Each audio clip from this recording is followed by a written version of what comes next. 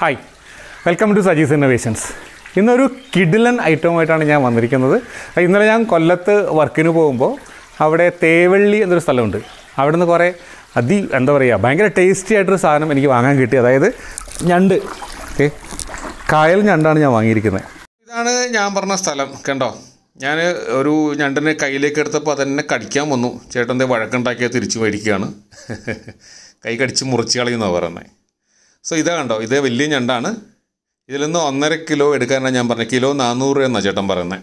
ചേട്ടനൊരു cover എടുത്ത് ജീവനോടെ തന്നെ പിടിച്ച് ഓരോന്നായിട്ട് കവറിലേക്ക് ഇടുകയാണ്. നോക്കിക്കോ,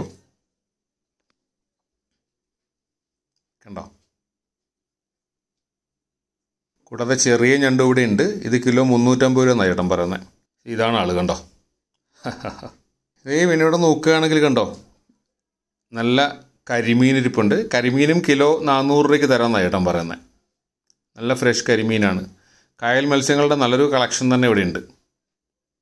എല്ലാവരും ജീവനോടെ ഇരിക്കുകയാണ്. ഞാൻ കാണിക്കാം അതിനെ. ഇതിപ്പോൾ 1.5 കിലോ ഞണ്ട ഞാൻ വാങ്ങിയിരിക്കണേ. എന്താ അക്രാന്തക്കാരെന്നുണ്ടോ. അതേപോലെ ഇങ്ങനെ കയറൊക്കെ കെട്ടി നമുക്കിതിന് ജീവനോടെ തരിക. അതായത് ഇതൊരു 1.5 കിലോ 400 രൂപയ്ക്കാണ് ഞാൻ മേടിച്ചിരിക്കുന്നത്. സോ ഇതിൻ്റെ പ്രിപ്പറേഷനാണ് നമ്മൾ നോക്കാൻ പോകുന്നത്. ഇച്ചിരി കണ്ടോ, കുരുമുളകൊക്കെ ചേർത്ത് മസാലയൊക്കെ ചേർത്ത് നമുക്കിതിന് റോസ്റ്റ് ഉണ്ടാക്കാം. അതായത് പെപ്പർ ക്രാബ് റോസ്റ്റ്. അപ്പോൾ ഇതിൻ്റെ ക്ലീനിങ് എന്ന് പറഞ്ഞാൽ കുറേ ബുദ്ധിമുട്ടുള്ളൊരു കാര്യമാണ്. ഞാൻ ക്ലീനിങ് നിങ്ങളെ കാണിക്കുന്നില്ല, വീഡിയോ കുറച്ച് നീണ്ടുപോകും. അപ്പോൾ ക്ലീനിങ് ചെയ്യുമ്പോൾ ശരിക്കും ഇതിൻ്റെ പുറത്തൊക്കെ നന്നായിട്ട് ബ്രഷ് കൊണ്ട് നന്നായിട്ട് ഉരಸಿ ഇതിൻ്റെ വേസ്റ്റെല്ലാം കളഞ്ഞതിന് ശേഷം ക്ലീൻ ചെയ്യുക. അപ്പോൾ ഞാൻ ക്ലീൻ ചെയ്തിട്ട് തിരികെ വരാം. ഇത് വൈകുന്നേരം ഞങ്ങളുടെ ഡിന്നർ വിഭവമാണ്. അപ്പോൾ വൈകുന്നേരം നമുക്ക് കിച്ചണിൽ കാണാം. Okay, welcome back. നമ്മൾ നമ്മുടെ കിച്ചണിലേക്ക് എത്തിയിരിക്കുകയാണ്. ഇത് ഞാൻ പറഞ്ഞ പോലെ ഞണ്ടൊക്കെ വളരെ വൃത്തിയായിട്ട് ഞാൻ കഴുകി കൊണ്ട് വെച്ചിട്ടുണ്ട്. ഇത് വലിപ്പം കണ്ട് പേടിക്കണ്ട കേട്ടോ, വളരെ വലിയ ഞണ്ടാണ്. ഞാൻ ശരിക്കും ഇത് ബ്രഷ് ചെയ്ത് ഇതിൻ്റെ അഴുക്കെല്ലാം കളഞ്ഞിട്ടാണ് വൃത്തിയാക്കിയിരിക്കുന്നത്. സോ ഇങ്ങനെ വൃത്തിയാക്കി എടുത്താൽ മതി. ഇത് ഞാൻ വൃത്തിയാക്കി എടുത്തു കഴിഞ്ഞപ്പോഴത്തേക്ക് 1 കിലോ ഉണ്ട്. ഞാൻ ഇന്നലെ 1.5 കിലോ ആണ് മേടിച്ചത്. 1/2 കിലോളം വേസ്റ്റ് പോയി. 1 കിലോ ആണുള്ളത്.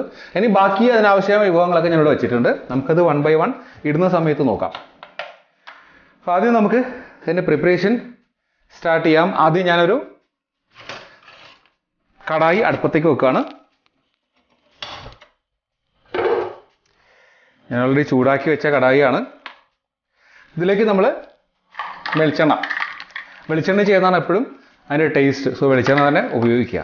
ഒരു 4 ടേബിൾ സ്പൂൺ വെളിച്ചെണ്ണ ഞാനിപ്പോൾ എടുക്കുന്നത്. പിന്നെ വേണമെങ്കിൽ ഒഴിച്ചു കൊടുത്താൽ മതി. 4 ടേബിൾ സ്പൂൺ പറയുമ്പോൾ ഒരു 60 ml 60 ml വെളിച്ചെണ്ണയിലേക്ക് നമ്മൾ ചേർത്ത് കൊടുക്കണം ആദ്യം. സോ വെളിച്ചെണ്ണ ഒന്ന് ചൂടായി വരട്ടെ. നമ്മൾ വെളിച്ചെണ്ണ ചൂടായിട്ടുണ്ട്. ഇതിലേക്ക് ഞാൻ ആദ്യം ഇടാൻ പോകുന്നത് ഒരു 2 ടേബിൾ സ്പൂണ് വെളുത്തുള്ളിയാണ്. വെളുത്തുള്ളി ചതച്ചെടുത്തിരിക്കുക 2 ടേബിൾ സ്പൂണ്. 2 ടേബിൾ സ്പൂൺ തന്നെ ഇഞ്ചി ആഡ് ചെയ്യുകയാണ്. അതും ചതച്ചെടുത്തിരിക്കുന്നത്, ചെറുതായിട്ട് അരിഞ്ഞ് ചതച്ചെടുത്തതാണ്. പിന്നെ ഒരു 4 പച്ചമുളക്, അതും ചതച്ചെടുത്തിട്ടുണ്ട്. സോ ഇത്രയും ചേർത്ത് ആദ്യം നന്നായിട്ടൊന്ന് വഴറ്റി കൊടുക്കുക. ഇതിൻ്റെ പച്ചമണം മാറുന്നവരൊന്ന് വഴറ്റി കൊടുക്കാം. ഇതിൻ്റെ പച്ചമണമൊക്കെ മാറിയിട്ടുണ്ട്. ഈ സമയം നമ്മളിതിലേക്ക് കുറച്ച് കറിവേപ്പില ആഡ് ചെയ്ത് കൊടുക്കാം. കുറച്ച് കറിവേപ്പില. സോ കറിവേപ്പില ആഡ് ചെയ്തതിന് ശേഷം നമ്മളെടുത്ത സവോള, ഞാനൊരു 4 സവോളയാണ് ആഡ് ചെയ്യുന്നത്. ഇതൊരു 4 മീഡിയം സവോളയാണ് എടുത്തിരിക്കണേ. ഈ സവാളയ്ക്ക് പകരം നിങ്ങൾ ചെറിയ ഉള്ളി ഉപയോഗിക്കുകയാണെങ്കിൽ അതാണ് ടേസ്റ്റ്. ഞണ്ട് റോസ്റ്റ് ആയാലും ഞണ്ട് കറിയായാലും എപ്പോഴും ടേസ്റ്റ് ചെറിയ ഉള്ളിയാണ്. അപ്പോൾ ചെറിയ ഉള്ളി വൃത്തിയാക്കാൻ കുറേ സമയം എടുക്കും. ഞാനിപ്പോൾ സവാളയിൽ ഉണ്ടാക്കണേ. സോ 4 സവാള എടുത്തിരിക്കുന്നത്. സോ ഞാൻ എപ്പോഴും പറഞ്ഞ പോലെ സവാള ഇട്ട് കഴിഞ്ഞാൽ നമ്മൾ ഇതിലേക്ക് കുറച്ച് ഉപ്പ് ആഡ് ചെയ്ത് കൊടുക്കുക. സവാള എളുപ്പം ഒന്ന് വഴണ്ടി ഇട്ടാൽ സഹായിക്കും.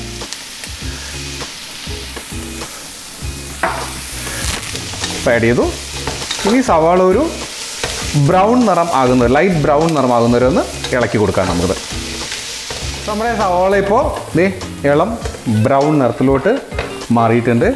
ഈ സമയം നമ്മളിതിലേക്ക് ബാക്കി മസാലകൾ ചേർത്ത് കൊടുക്കുക. മസാല ചേർക്കുമ്പോൾ എപ്പോഴും ശ്രദ്ധിക്കേണ്ട കാര്യം ഫ്ലെയിം പരമാവധി കുറച്ച് വയ്ക്കാലേ മസാല കരിഞ്ഞു പോകും.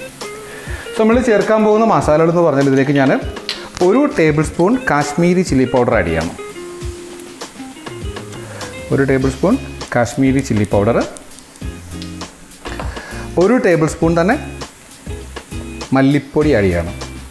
ഞാൻ കാശ്മീരി ചില്ലി പൗഡർ ആഡ് ചെയ്യാനുള്ള കാരണം നമ്മൾ കുരുമുളക് കുറച്ച് കൂടുതൽ ചേർക്കുന്നുണ്ട് ഇതിൽ. സോ കുരുമുളകുണ്ട്, പച്ചമുളകുണ്ട്, ഇഞ്ചിയുണ്ട്, ഇതിൻ്റെയൊക്കെ എരിവുള്ളത് കാരണം കാശ്മീരി ചില്ലി പൗഡർ ചേർത്ത്. കാശ്മീരി ചില്ലി പൗഡർ കയ്യിലില്ല എങ്കിൽ സാധാ മുളക് പൊടി ചേർത്ത് കൊടുത്താൽ മതി, കുറച്ച് അളവ് കുറച്ചിട്ടാൽ മതി. ഓക്കെ, ഇപ്പോൾ 1 ടേബിൾ സ്പൂൺ മല്ലിപ്പൊടി ചേർത്തിട്ടുണ്ട്. പിന്നെ ഇതിലേക്കൊരു 3/4 ടീസ്പൂൺ മഞ്ഞൾപ്പൊടി ചേർക്കുന്നുണ്ട്. 1 ടീസ്പൂൺ ഗരം മസാല ചേർക്കുന്നുണ്ട്. 1 ടീസ്പൂൺ തന്നെ പെരുംജീരകം, വലിയ ജീരകം പൊടിച്ചതും ചേർക്കുന്നുണ്ട്. ഇത്രയും മസാലകൾ ചേർത്ത് നന്നായിട്ടൊന്ന് മൂപ്പിച്ചെടുക്കുക. ഇതിൽ കാശ്മീരി ചില്ലി പൗഡർ ആകുമ്പോൾ മസാലയ്ക്ക് ഒരു നിറം കിട്ടും, അധികം എരിവുണ്ടാവുകയില്ല. സോ ചെറിയ ഫ്ലെയിമിൽ ഈ മസാല നന്നായിട്ടൊന്ന് മൂപ്പിച്ചെടുക്കുക. നമ്മളിതിൽ ആഡ് ചെയ്തത് 1 table spoon Kashmiri chilli powder, 1 table spoon മല്ലിപ്പൊടി, 3/4 ടീസ്പൂൺ മഞ്ഞൾപ്പൊടി, 1 ടീസ്പൂൺ ഗരം മസാല, പിന്നെ 1 ടീസ്പൂൺ പെരുംജീരകം പൊടിച്ചത്. ഇത്രയാണ് ഇതിലേക്ക് നമ്മൾ ആഡ് ചെയ്തിരിക്കുന്നത്. സോ മസാല ഒന്ന് മൂത്ത് വന്നിട്ടുണ്ട്, പച്ചമണമൊക്കെ മാറി വരുന്നുണ്ട്. ഇനി നമ്മളിതിലേക്ക് മസാല ഒന്ന് മൂത്തിട്ടുണ്ട്. നമ്മളിതിലേക്ക് ടൊമാറ്റോ, ഞാനൊരു 3 മീഡിയം തക്കാളി, നന്നായിട്ട് പഴുത്ത 3 തക്കാളി എടുത്ത് വെച്ചിട്ടുണ്ട്, അത് ഇതിലേക്ക് ആഡ് ചെയ്ത് കൊടുക്കാം.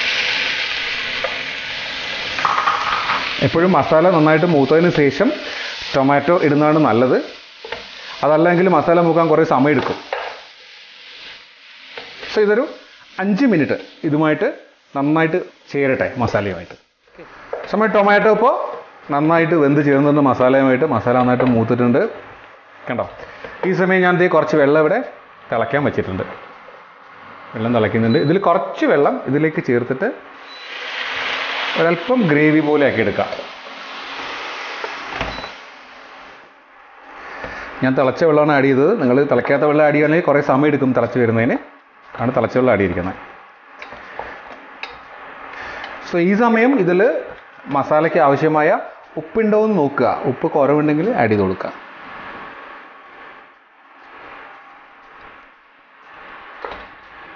ഉപ്പുണ്ട്, ഞാൻ ആദ്യം സവാളയ്ക്ക് ആഡ് ചെയ്ത ഉപ്പ് തന്നെ കറക്റ്റായിരുന്നു. ഉപ്പ് കുറവുണ്ടെങ്കിൽ ഈ സമയത്ത് ആഡ് ചെയ്ത് കൊടുക്കുക.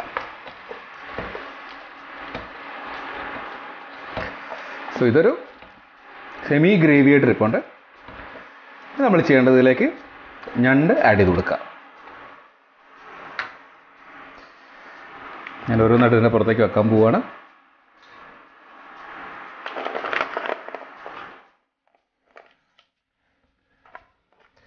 എൻ്റെ കാലൊക്കെ ഇങ്ങനെ മുറിഞ്ഞ് കിടപ്പുണ്ട്, അതൊക്കെ ഇതിലേക്ക് ഇട്ട് കൊടുക്കുക. ഇനി ചെറിയ കാലുകൾ ഉപയോഗിക്കുന്നുണ്ട്, വേണ്ടെങ്കിൽ ഉപയോഗിക്കണ്ട കേട്ടോ. എന്നിട്ട് ഇതിനൊന്ന് മസാലയുമായിട്ട് പതിയെ ഒന്ന് മിക്സ് ചെയ്ത് കൊടുക്കുക. ഈ ഞണ്ടിൽ ആവശ്യത്തിന് വെള്ളമുണ്ട്.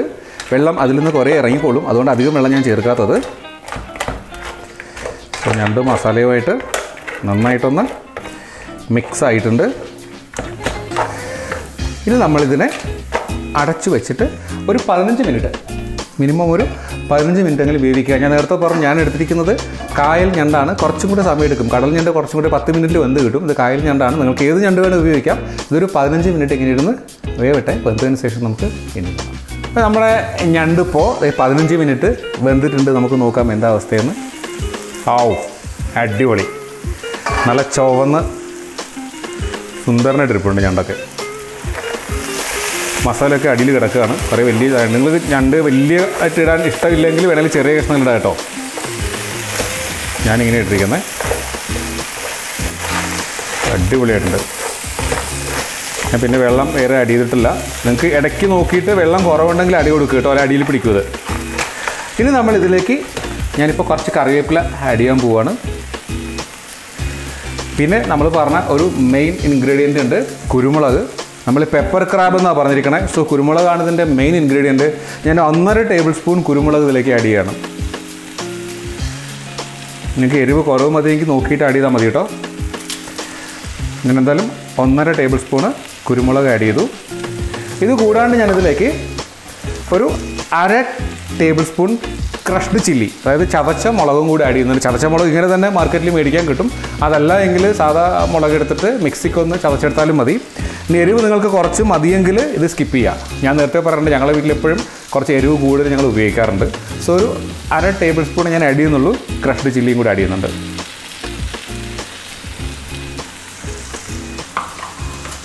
സോ എല്ലാ ചേരുവകളും ആയിട്ടുണ്ട്. നന്ന് ഇളക്കി കൊടുക്കുക. സോ നന്നായിട്ടൊന്ന് ഇനി ഇളക്കിയതിന് ശേഷം ഇപ്പോൾ ഇതിൽ ആവശ്യത്തിന് അത്യാവശ്യം ഡ്രൈ ആണ്. നിങ്ങൾക്കിനി എക്സ്ട്രാ ഗ്രേവി വേണമെന്നുള്ളവർ ഈ സമയത്ത് കുറച്ച് തിളച്ച വെള്ളം കൂടെ ആഡ് ചെയ്തിട്ട് ആവശ്യത്തിന് ഗ്രേവിയൊക്കെ എടുക്കുക. ഞങ്ങൾക്ക് ഇത്രയും ഗ്രേവി മതി, കുറച്ച് ഗ്രേവി ഉള്ളൂ ഇതിൽ. സോ ഇനി ചെയ്യേണ്ടത്, ഇപ്പോൾ എല്ലാം നമ്മൾ ആഡ് ചെയ്ത് കഴിഞ്ഞു, ഒരു 5 മിനിറ്റ് ഇതിനെങ്ങനെ അടച്ചു വയ്ക്കുക. വളരെ ലോ ഫ്ലെയിമിൽ മതി കേട്ടോ. 5 മിനിറ്റ് ലോ ഫ്ലെയിമിലൊന്ന് അടച്ച് ആവി കയറ്റിയെടുക്കുക. അതിനുശേഷം നമുക്ക് വീണ്ടും കാണാം. സോ ഇപ്പോൾ 5 മിനിറ്റ് കൂടെ ആയിട്ടുണ്ട്. നമ്മുടെ പെപ്പർ ക്രാബ് റെഡി ആയിട്ടുണ്ട്. അടിപൊളിയായിട്ടുണ്ട്, കണ്ടാൽ തന്നെ അറിയാം അല്ലേ?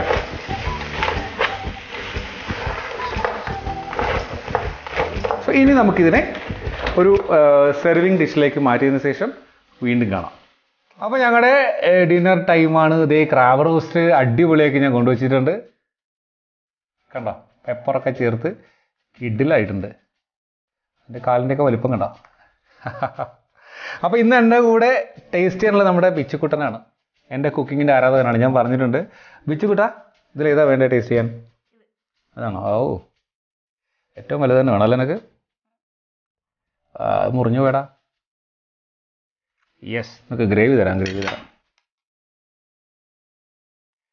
യെസ്, കഴിച്ചു നോക്കി ബിച്ചുക്കുട്ട. ഇവിടെ പിടിച്ചെടുക്കുക, ഇതിൽ പിടിച്ചെടുക്കുക. ഏത് കൈ കൊണ്ട് എടുക്കുന്നത്? ആ, 2 കൈയും കൊണ്ട് കഴിക്കാം ബിച്ചുക്കുട്ടൻ. ഞാനും കഴിച്ചോക്കട്ടെ. നല്ല ടേസ്റ്റ് ഉണ്ട്, അടിപൊളിയായിട്ടുണ്ട്. അടിപൊളിയായിട്ടുണ്ട്. ആ, ബിച്ചു ശരിക്കും ഫുഡിൻ്റെ ടേസ്റ്റ് ശരിക്കും അറിയുന്ന ആളാണ്. ഞാനൊന്ന് ടേസ്റ്റ് ചെയ്ത് നോക്കട്ടെ.